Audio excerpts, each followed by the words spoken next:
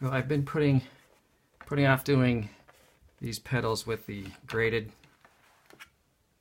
yellow to orange to intense red. So I started one. Something didn't quite go right. So what I'm using now is a larger. This is sort of a mop brush, and I'm wetting the shape inside now of these the curled up edges, and I'm just sort of carrying that line to where I think it might kind of go. I might sketch that in. That would probably be helpful. And over here I'm just trying to paint not the curled up side.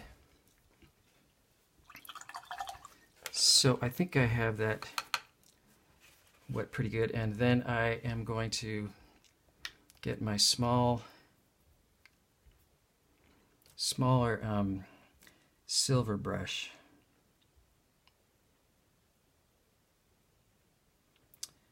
black velvet, and start to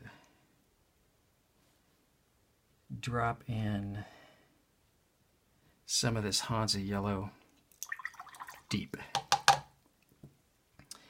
And in fact, I may grab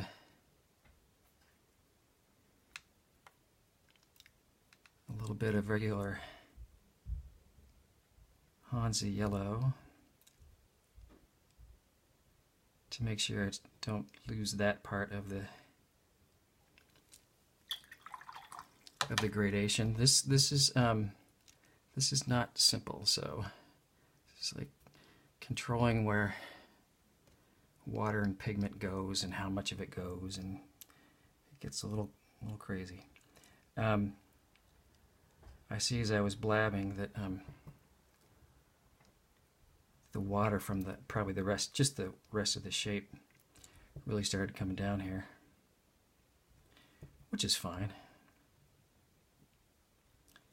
But it means all that went away.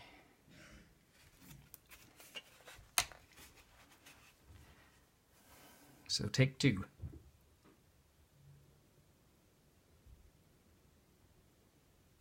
My hope is that that pencil, by the time I get some darker red, that pencil line will really start to disappear.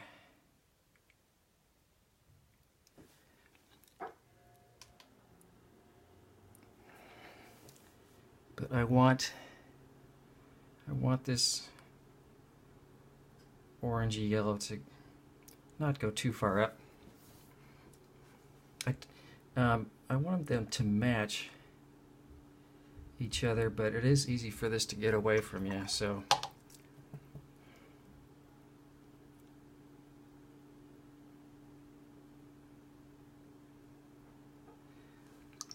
feel like that one almost got away. I'm not positive of that actually, though.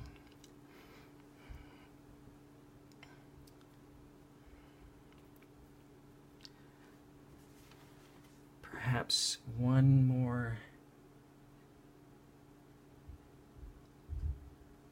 touch of yellow and move it around. I said move it.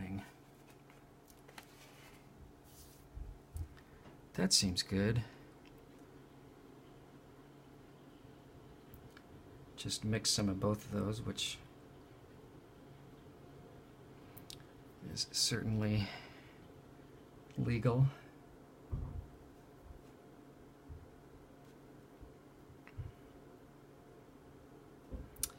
And I think I will just sort of try to capitalize on the opportunity. Things seem like they're drying in a way that they're gonna stay how I want them, so I'll try popping in a little bit more of the darker. This is Naphthol red with Hansa Yellow Deep. But it's easy to sort of get greedy at this stage and think, I'll just do the whole thing. And then something ends up being off. And if you try to influence one thing, it messes up everything.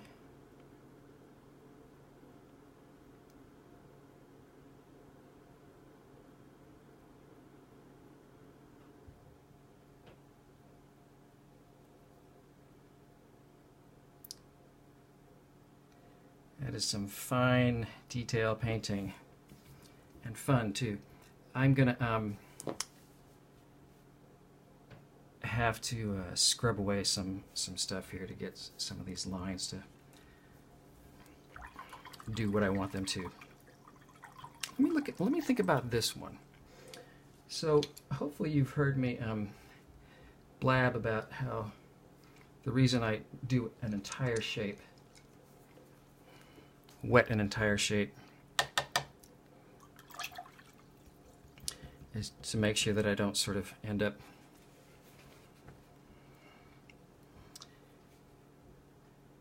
with some sort of hard edge of a little bit of color. And so I'm gonna stick with that.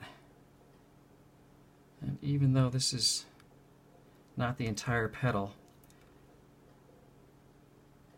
this is the only place where I want some more of the yellowy orange.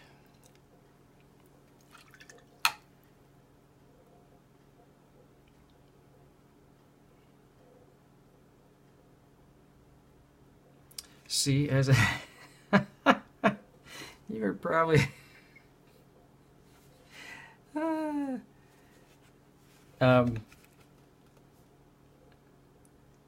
I'm kind of doing what I would probably be telling you guys not to do. I really should let that one dry, because each of these takes their own thing, their own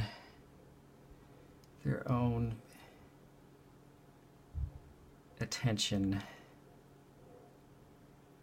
I'm going to let that stay like that for now, and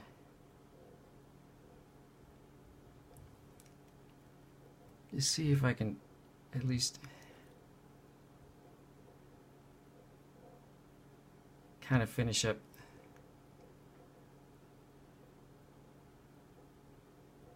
in here.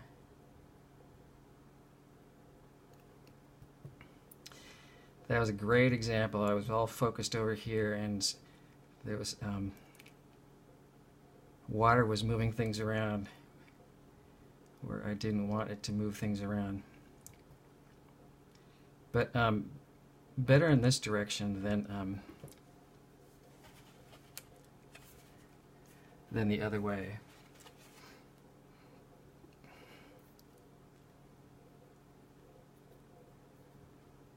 So since it didn't work the first time,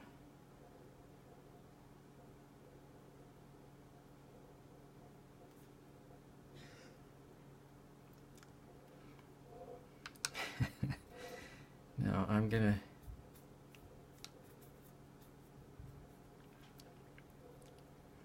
the more concentrated this mix is, the less it will blend around on you. So that is good to know as well.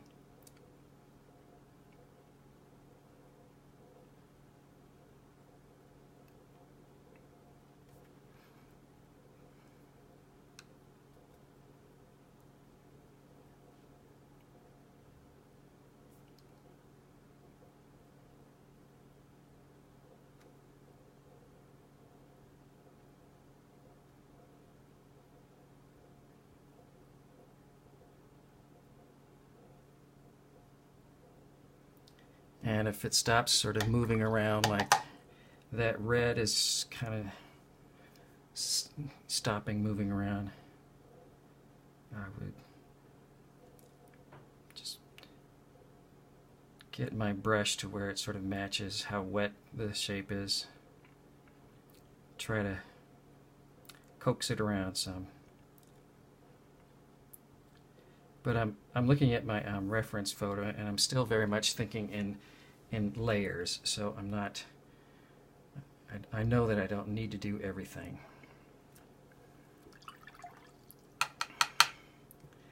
This yellow orange is getting a little out of hand. And now there's a thread from the. That's okay.